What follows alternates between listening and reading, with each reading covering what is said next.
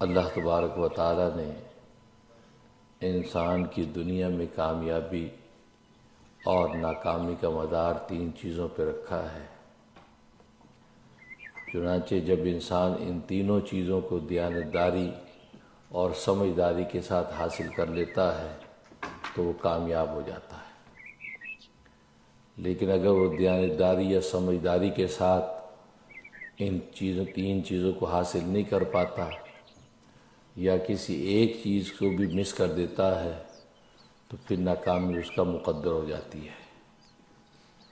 گویا کہ 3 کا مجموعہ یہ اس کی کامیابی کی ضمانت ہے، اور 3 میں سے کسی ایک کا بھی حاصل نہ ہونا اس کی ناکامی کی دلیل ہے۔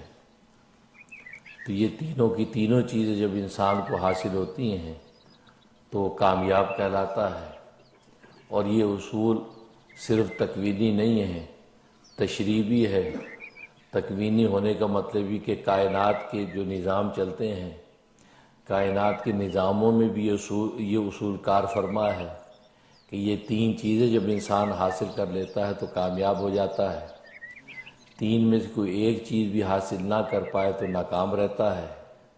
بالکل اسی طریقے سے یہ اصول تشریحی ہے کہ شریعت کی عبادات کے اندر بھی انسان ان تینوں چیزوں کو جب متعین کر لیتا ہے، تینوں چیزوں کو حاصل کر لیتا ہے تو کامیاب ہو جاتا ہے، اگر ایک بھی چیز اس کی رہ جاتی ہے تو ناکام ہو جاتا ہے۔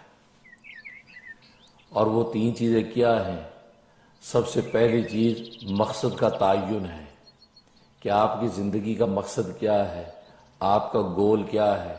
سب سے پہلی چیز مقصد کا تعین ہے۔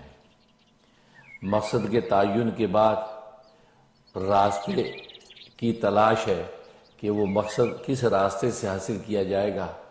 تو گویا کہ اس مقصد کو حاصل کرنے کا راستہ ہے، اس کا پتہ ہونا ضروری ہے۔